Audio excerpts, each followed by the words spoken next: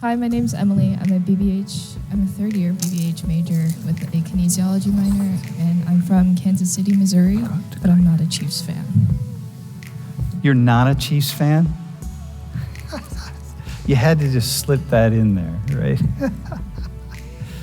All right. I'm Isaiah. I'm a junior right now. I'm studying political science and psychology, and I'm from right outside of Philly. The majority of poor people in the U.S. look like me. Like, how is that? Have you ever thought about that? No, but it's not just an observation. It's what you walk around with in your mind, right? When you think, because when you think poverty, think poor people. Like, if in your mind, anytime anyone says something about poor people, you think black people, it's like, okay, hang on, that's big, that's really important. Do you know why you might do things like vote for Trump? Yeah, what would you say to them? Tell them about racism now. Tell those white people about all the racism that exists, that the two of you experiencing, that you're going to experience in your lives.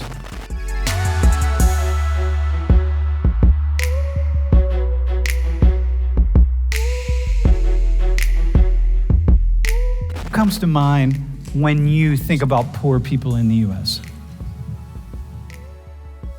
Probably, black bulls, that's what comes to mind first. I kind of think of lower income areas. Lower income areas? In general. Quality of housing and who's in those areas? Like what people? It tends to be predominantly black people, but there's a lot of white people where I'm from that are in those areas as well. Uh-huh. So now the two of you have said what you said, right? You said, yeah, it tends to be just certain areas, right? And it's predominantly black and brown people? Not in Kansas City. Not in Kansas City, but yeah. But thinking about the U.S. Yes, in the U.S. it's... Okay, where'd you come up with that? Where do you come up with that observation? That there's more black people that are... Yeah, that you think black people immediately. I mean, I don't know if it's something purposeful, but just from being around Philly, I just see a lot of them, roaming the streets and stuff. I'm over time, there seems to be a little correlation. Hey, so how is that for you when you look in a mirror and you think, okay, poor people in the U.S., the majority of poor people in the U.S. look like me. How is that? Have you ever thought about that? Yeah, for sure. I'm definitely blessed to be where I am, you know what I'm saying, attended Penn State. But yeah, it makes me think I could be out there as well with them if I go down the wrong path or something happens down the line. Uh-huh. Look at these numbers. Numbers of people living in poverty in the U.S., right? So there are more black and brown people than white people, right? But look at the numbers, right? So Isaiah, you said that, yeah, mostly black people, right? Yeah. Okay, so take it now. Now what do you think? I mean, like I said, that was just from my observation. No, I got you. Yeah. No, but it's not just an observation. It's what you walk around with in your mind, right? When you think, because when you think poverty, think poor people. If in your mind, anytime anyone says something about poor people, you think black people, it's like, okay, hang on, that's big, that's really important. So what's this say? Yeah. It's enlightening, man. It's cool to see a stat like that. Because there's a lot of white Americans that are also poor as well. Yeah, but so what's cool? What makes it cool? What's good about seeing that, or what's kind of beneficial about seeing that? It changed my perspective. How so?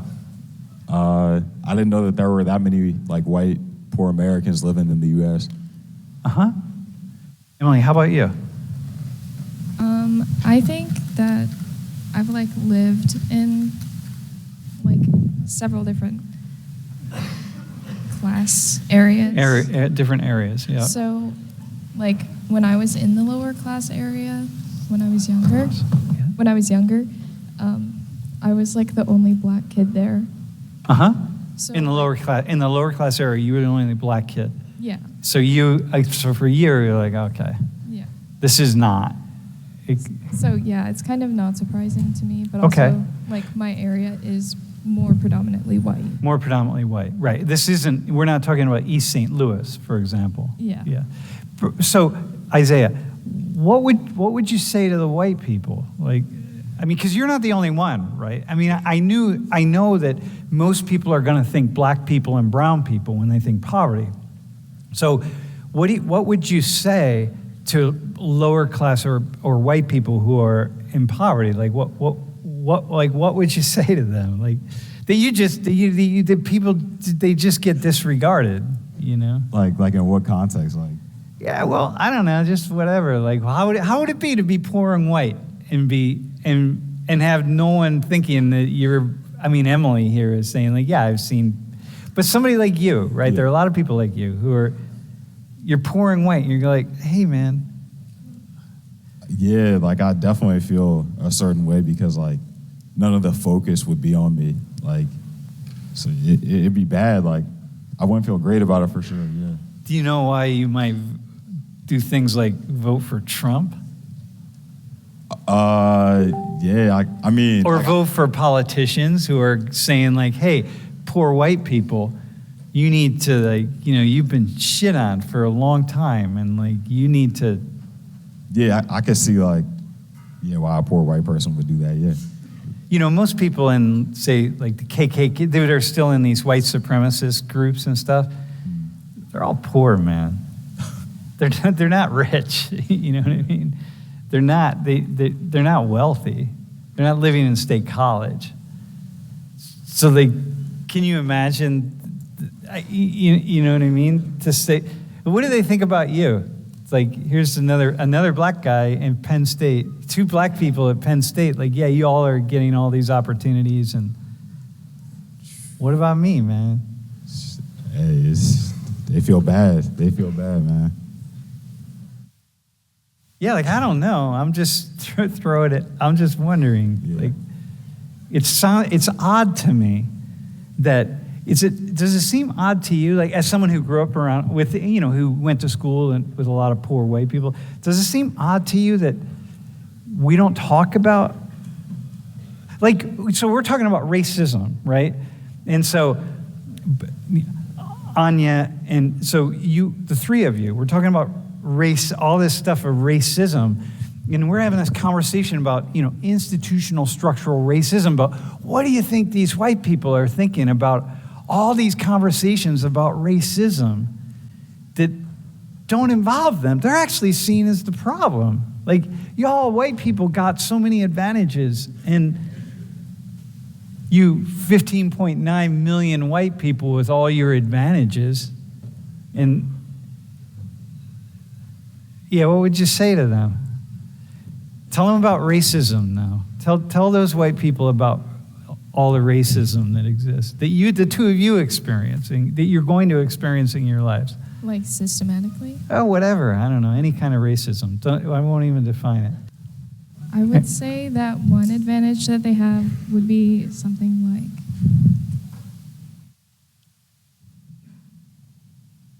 perception by the police. Perception by the police. Yeah. Okay. Because that's something that comes up a lot. Okay. How often? I can't really say how often, but there's like numerous cases where a black individual is like profiled because Okay. they were like walking downtown with their hands in a hoodie, and there was like, Okay. All right. What else? I'm not sure. I'm not disregarding that. People, especially young black men, have lost their lives simply because they're young black men. That's the only thing. Not doing anything, not even being in any way, doing the wrong thing in the wrong place, anything at all, acting a certain way, nothing, have either A, been arrested, beaten up, lost their lives, et cetera, okay? A white person, if they were convicted for the same crime, as a Okay. black person, they would have less harsh of charges, So, not would have. or they would be likely to have less. They would be, to some degree, more likely Yeah. to have some kind of reduced charges. Yeah. But you don't know what degree it is, and you don't know the context. So this is like Gabby's stuff with healthcare, right? Like, we know there's something here, but we don't know what it is, right? So I'm hesitant to throw numbers out. Yeah. But in every situation, in some situations, it would be beneficial to be black. And there are going to be some situations, but on average, if I'm going to have to enter the criminal justice system, looking like me, being as a white man, or being Isaiah as a black man, or brown man, however whatever kind of man we want to be, I'm going to choose me. So, okay. Isaiah, how about you, man? What you're going to tell these people the advantages they have? I mean, like, I don't really know if like one group specifically has like an advantage or disadvantage. I feel like it's an equal level like playing ground. It's because, like, for instance, like you said earlier, like white people that are poor, they might be forgotten, and also like black people that are poor experience racism. So it's like two negatives. So it's kind of like equal at that point.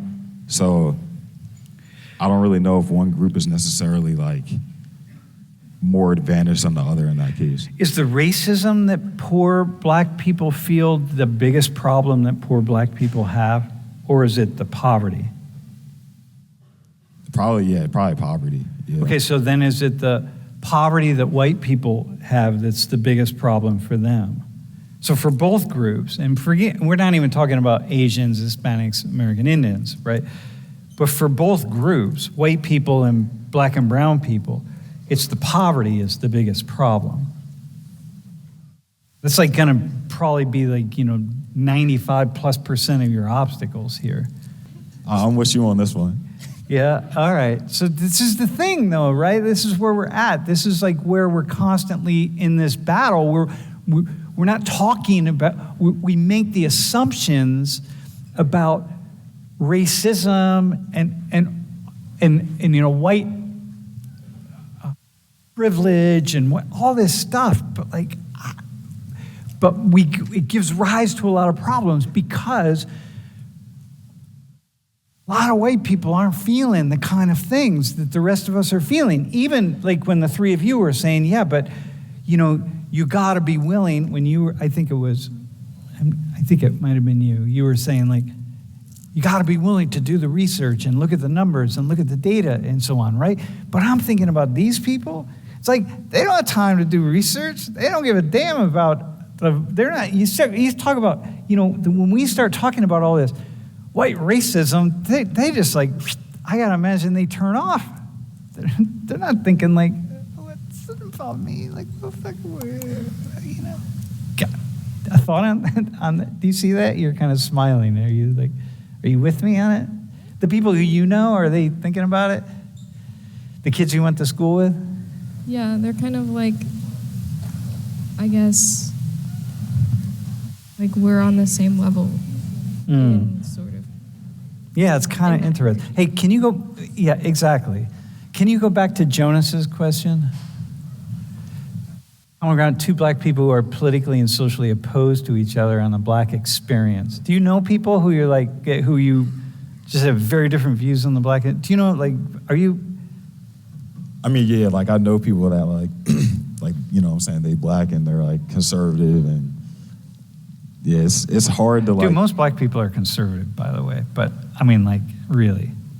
Like, pull yourself up by your bootstraps, conservative. Yeah, Stop, don't complain.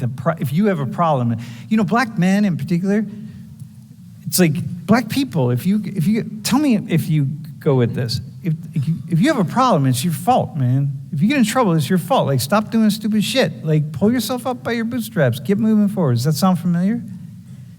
Yeah, but like, it's familiar, but like most of the people in Philly, like if they do something or get caught, it's never their fault somehow. But Well, yeah. I see what you're saying. But once you get caught, it's never your fault. Yeah. But But if you ask their grandmothers or their mothers or their fathers or their pastors, what are they saying? It's like, it's your fault. Yeah. You're being an idiot.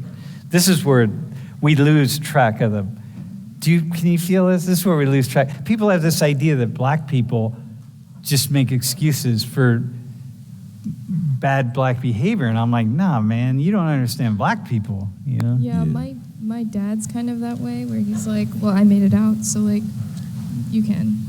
Get it out. So Yeah. I made it out, so you make it out. Yeah. I'm responsible, you be responsible. Yeah, like I agree. Like when we had I think it might have been like 2 or 3 classes ago, like with the people, I think they robbed somebody or whatever. Yeah. Like, nah, most black people probably be like, just throw them under the jail and like just, yeah. So where do you think we get this idea from that black people are not like that? Like the black people all just want to make excuses for all the dumb things that black people do. Like, where does that come from?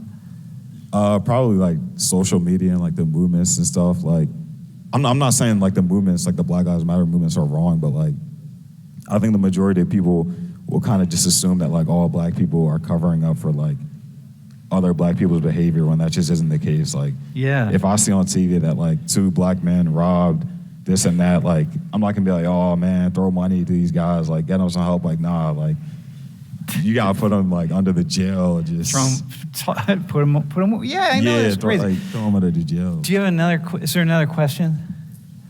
Sam from Texas. How quickly can these things change? How much do the expressions of these narratives lag behind the actual grievances? That's really interesting. Do you have a thought about that? The narrative about racism, it's still here. And again, I think it's still here. It's just, of course it is. It's built into the system, right? Like, which is what Brooklyn was saying a while back. Like, it's built in, man. But how much does it lag behind the grievances? Do you have grievances, man? How often do you experience racism? Oh, I mean, like at Penn State, like I've had like a good amount of encounters. Like a bunch of, I think I've had like 3 or 4 people just call me the N-word, like off bat. Like, bro, like I'm walking up the sidewalk, like dude is like, bro, I was like, dang, like. Wait, some dude, like a white guy? Yeah, it probably happened like 3 or 4 times. Yeah. Yeah, were they drunk? No. Like this was at like 4 p.m. Tuesday. I mean, he could have been, but like, if bro was like an addict or something, like just driving by, or something, walking by. Yeah, it was like they were walking in a group, and like, he just said it. I was like, I can't just fight, bro, and then get kicked out of Penn State. So I was like, nah. So. Damn. You? How about you? I personally haven't had any experiences like that here at Penn State, but like I have back home with like a larger, I would say, white population, and also like it was in a lower income area, and it was like less educated people.